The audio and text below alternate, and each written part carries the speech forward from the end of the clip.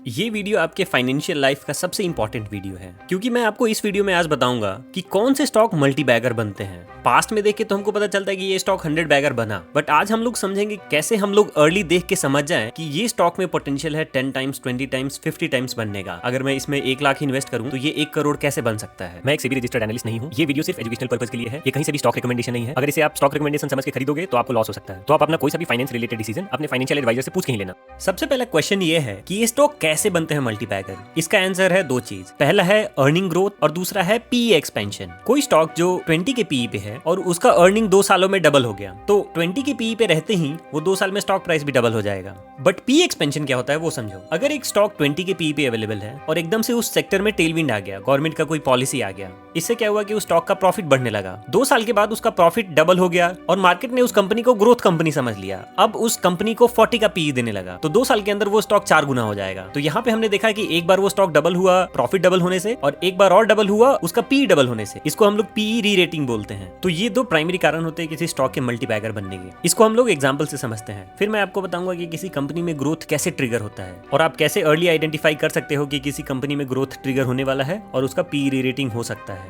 ये वो स्टॉक्स हैं जिन्होंने पिछले 5 साल में सबसे ज्यादा रिटर्न बना के दिया है। इसका सबसे पहला एग्जाम्पल हमारे पास है बीएसई, जिसने 124% का कैगर से आपके पैसे को 56 टाइम कर दिया है पिछले 5 साल में। 1 लाख लगाया होता तो अभी 56 लाख बन गया होता। बीएसई का प्रॉफिट कैगर अगर हम लोग देखें तो ये 65% का है। 2020 में इसका मार्केट कैप 1300 करोड़ का हुआ करता था, जो अभी बढ़ के 1,16,000 करोड़ से ज्यादा हो गया है। ये रिपोर्ट थोड़ा पुराना है, अभी करंट डेटा के अकॉर्डिंग ये ऑलमोस्ट 90 टाइम्स हो चुका है। 2020 में इसका पी 12 का हुआ करता था, जो मार्केट ने रीरेट करके भी 53 का कर दिया है। तो यहाँ पे हमको ये समझ में आता है कि उस वक्त बीएसई ऑलमोस्ट रेडी था पी री रेटिंग प्लस पैट ग्रोथ के लिए। पी री रेटिंग हुआ क्यों? बिकॉज इसका प्रॉफिट बहुत तेजी से ग्रो करने वाला था। मार्केट अभी भी इसको सेफ और ग्रोइंग स्टॉक कंसीडर कर रहा है। दैट्स व्हाई इसको अभी भी 53 का पी मिल रहा है इतने रनअप के बाद भी। नेक्स्ट एग्जांपल अगर मैं लूं तो ये जीई वर्नोवा का एग्जांपल हम लोग ले सकते हैं। तो जीई वर्नोवा 85% केगर का रिटर्न दे चुका है पिछले 5 सालों में। उस वक्त इसका मार्केट कैप सिर्फ 1900 करोड़ का हुआ करता था, जो अभी 1 लाख करोड़ के आसपास होने को है। तो इसने भी आपके पैसे को 50 टाइम्स कर दिया होता।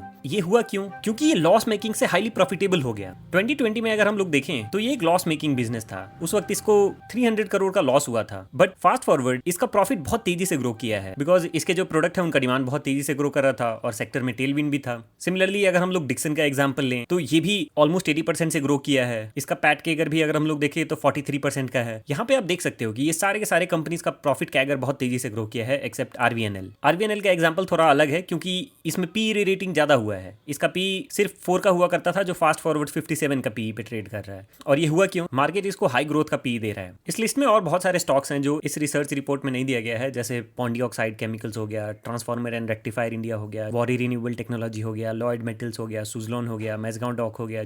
बट यहाँ पे हम लोग सबको डिस्कस नहीं कर सकते। Basically what I am trying to explain here कि इन 2 कंपनीज का जो मैं एग्जांपल दिया, हुआ ये कि एक बहुत छोटे मार्केट कैप के बहुत लो पीई पे ट्रेड करने वाले कंपनीज थे। एकदम से इनमें टेलविंड आया, इनका प्रॉफिट बहुत तेजी से ग्रो किया तो मार्केट इनको ग्रोथ एंड क्वालिटी कंपनी समझ के हाई पी देने लगा, जिससे क्या हुआ कंपनी का री रेटिंग हो गया। तो प्रॉफिट भी ग्रो किया और पी री रेटिंग भी हुआ। इससे ये स्टॉक्स 10, 20, 50, 100 टाइम्स भी ग्रो कर चुके हैं। अब आपके दिमाग में ये क्वेश्चन आएगा कि ये सब तो पास्ट की बातें हैं, हम लोग ऐसे कंपनीज कैसे फाइंड आउट करें जो फ्यूचर में ऐसा रिटर्न बना के दे। समझते हैं इसको। सबसे पहला काम आपको करना है कि 10 स्टॉक्स का एक पोर्टफोलियो बनाना है जो first of all small cap हो, उसका पी बहुत कम हो और वो अपने प्रॉफिट को फ्यूचर में बहुत तेजी से ग्रो करने वाला हो। जैसे ही उसका प्रॉफिट ग्रो करेगा उसका पी री रेट हो जाएगा और वो कंपनी सिर्फ अपने प्रॉफिट को 5 टाइम्स करता है और उसका पी डबल हो जाए, अगर 20 था तो वो 40 हो जाए, तो इससे आपका स्टॉक 10 टाइम्स हो गया। फिर आपके दिमाग में क्वेश्चन आएगा कि कैसे ऐसे कंपनीज को फाइंड आउट करें जो सस्ते में अवेलेबल हो और उसका प्रॉफिट बहुत तेजी से ग्रो करने वाला हो। तो इसके लिए हम लोग समझेंगे आखिर क्या हुआ इन स्टॉक्स में कि इनका प्रॉफिट बहुत तेजी से ग्रो किया। 2 चीजें आपको सबसे ज्यादा ध्यान देनी है। फर्स्ट, उस सेक्टर में टेलविंड हो। दूसरा, कंपनी जिस भी फील्ड में है उसका टोटल एड्रेसेबल मार्केट बहुत बड़ा होना चाहिए। समझते हैं कैसे। इमेजिन करो कि आपका कंपनी है जो सिलाई मशीन बनाता है। आप उस सेक्टर के मार्केट लीडर हो, आपने ऑलमोस्ट 80% मार्केट शेयर कैप्चर कर रखा है। एक टाइम के बाद क्या होगा, हर किसी के पास सिलाई मशीन हो गया और इंडिया में टेक्सटाइल बहुत तेजी से ग्रो नहीं कर रहा है, तो आपका मार्केट सैचुरेट हो गया। अब आप इससे ज्यादा ग्रो ही नहीं कर सकते, तो आपका कंपनी ग्रो नहीं कर सकता। बट वहीं पे आप एक ट्रांसफार्मर बनाने वाली कंपनी हो और क्या हुआ कि एकदम से एआई बूम हो गया और government through out the world electricity पे बहुत ज्यादा स्पेंड करने लगा। तो क्या होगा, आपके ट्रांसफार्मर का डिमांड एकदम तेजी से बढ़ जाएगा। और ट्रांसफार्मर्स को कॉन्स्टेंटली रिप्लेस भी करना होता है। इससे क्या समझ में आता है कि आपका टैम बहुत बड़ा है। इंडिया में अगर आप सैचुरेट भी हो जाते हो तो आप फॉरेन कंट्रीज में एक्सपोर्ट करना स्टार्ट कर सकते हो। तो इन दो एग्जाम्पल से हमको समझ में आता है कि आपको ऐसे कंपनीज खोजना है जिसका टोटल एड्रेसेबल मार्केट बहुत ज्यादा हो, जिसमें सेक्टर टेलविंड हो, वो पूरा सेक्टर ही जीडीपी से ज्यादा तेजी से ग्रो कर रहा हो। अगर जीडीपी 7% से ग्रो कर रहा है तो वो 10-15% से ग्रो कर रहा है, दैट्स बेस्ट। जैसे हॉस्पिटल्स में हुआ है, पिछले कुछ सालों में हॉस्पिटल्स ने बहुत अच्छा पैसा बना के दिया है। व्हाई? बिकॉज इंडिया में हेल्थ केयर इन्फ्लेशन 14% से ग्रो कर रहा है। लोग अपने हेल्थ पे अब ज्यादा खर्च करने लगे हैं, इससे हॉस्पिटल्स ने बहुत पैसा बनाया है। तो बहुत सारे स्टॉक्स आप जाके देखो 10-20% हुए हैं पिछले 5-6 सालों में। फिर इंडियन गवर्नमेंट ने कैसे पीएलआई स्कीम और बहुत सारे इलेक्ट्रॉनिक मैन्युफैक्चरिंग को बढ़ाने के लिए बहुत ज्यादा स्पेंड करा है, बहुत सारे इंसेंटिव दिए हैं। तो इसमें बहुत सारी ईएमएस कंपनीज ने बहुत अच्छा पैसा बना के दिया है पिछले कुछ एक सालों में। इसको कहते हैं टेलविंड। आपको ऐसे सेक्टर अवॉइड करनी है जिसमें हेडविंड हो, जो पूरा सेक्टर ही स्लो डाउन होने को है। इसका बेस्ट एग्जांपल हो सकता है आईटी कंपनीज। जैसे एआई में एडवांसमेंट हो रहा है और कोडिंग एआई कर ले रहा है, आईटी कंपनी का प्रॉफिट शेयर घटने को है, तो इसको कहते हैं हेडविंड। आपको ऐसे कंपनी खोजने हैं जो अपने सेक्टर में मार्केट लीडर हो, जिस कंपनी के पास कोई मोनोपोली हो, जिसके पास कोई मोट हो। जैसे यहाँ पे बीएसई के साथ क्या हुआ, इंडिया में 2 ही मार्केट प्लेसेस हैं, NSE and BSE. NSE listed नहीं है तो लोगों के पास एक ही ऑप्शन था, बीएसई। और कोविड के बाद इंडिया में बहुत सारे लोगों ने स्टॉक मार्केट में पार्टिसिपेट करना स्टार्ट किया, जिससे बीएसई का प्रॉफिट बहुत तेजी से ग्रो किया। और बहुत छोटा कंपनी होने के बाद बहुत तेजी से प्रॉफिट ग्रो करने के कारण आज बीएसई इतना बड़ा कंपनी है। 5-6 साल पहले जितना उसका मार्केट कैप हुआ करता था, आज उससे ज्यादा वो प्रॉफिट कमाता है। इसके बाद कंपनी में ऑपरेटिंग लेवरेज आ सकता है। इसका मतलब है कि आपका फिक्स्ड कॉस्ट नहीं बढ़ रहा है, बट आपका सेल्स बढ़ते जा रहा है उसी फिक्स्ड कॉस्ट पे। कैपेसिटी यूटिलाइजेशन के कारण भी किसी कंपनी का प्रॉफिट बहुत तेजी से ग्रो कर सकता है। पहले किसी कंपनी ने कैपेक्स कर रखा है, but all of a sudden उसके प्रोडक्ट का डिमांड बढ़ने लगा और उसका कैपेसिटी यूटिलाइज होने लगा बिना फर्दर कैपेक्स किए हुए, तो यह है कैपेसिटी यूटिलाइजेशन। फिर किसी कंपनी का प्रॉफिट बहुत तेजी से ग्रो कर सकता है कैपेक्स के कारण। मान लो कि किसी कंपनी के प्रोडक्ट का डिमांड बहुत ज्यादा है और उसका करंट कैपेसिटी 100% पे काम कर रहा है। फिर कंपनी ने प्लान करा कि मैं कैपेक्स करूंगा और ये जो इंक्रीमेंट डिमांड आ रहा है उसको फुलफिल करूंगा, तो इससे कंपनी ने कैपेक्स करा, वो कैपेक्स बहुत जल्दी हो गया और वो सारा का सारा पैसा फिर रेवेन्यू और पैट में जाने लगा।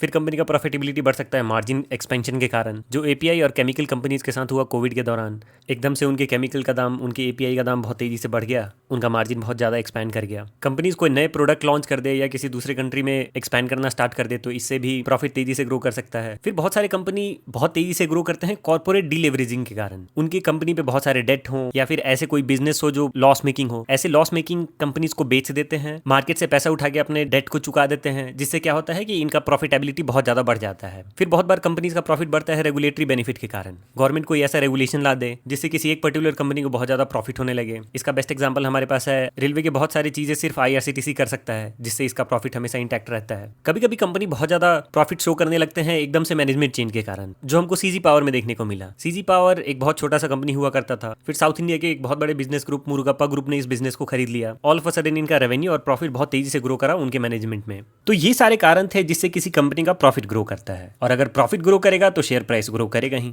तो एक चीज आपको हमेशा ध्यान में रखना है कि share price is slave of earning. जैसे जैसे कंपनी का अर्निंग ग्रो करेगा वैसे ही शेयर प्राइस को ग्रो होना ही है। तो एज एन इन्वेस्टर हमारा सबसे जरूरी काम यह है कि हम ऐसे सस्ते कंपनीज को फाइंड आउट करें जिनका प्रॉफिट बहुत तेजी से ग्रो होने वाला है अपकमिंग फ्यूचर में। तो इसके पार्ट 2 वीडियो में मैं आपको इन सारे कारणों का एक एक एग्जांपल देके एक्सप्लेन करूंगा। इनके एंटीथेसिस भी बताऊंगा कि ऐसा क्या होता है कोई कंपनी का शेयर प्राइस गिरने लगता है और आपको क्या अवॉइड करना है, ताकि आप अच्छे से समझ पाओ। और मैं ऐसे कुछ एग्जांपल्स भी डिस्कस करूंगा जो फ्यूचर में ऐसे कंपनी बन सकते हैं। तो आप इस वीडियो का पार्ट 2 जरूर देखना।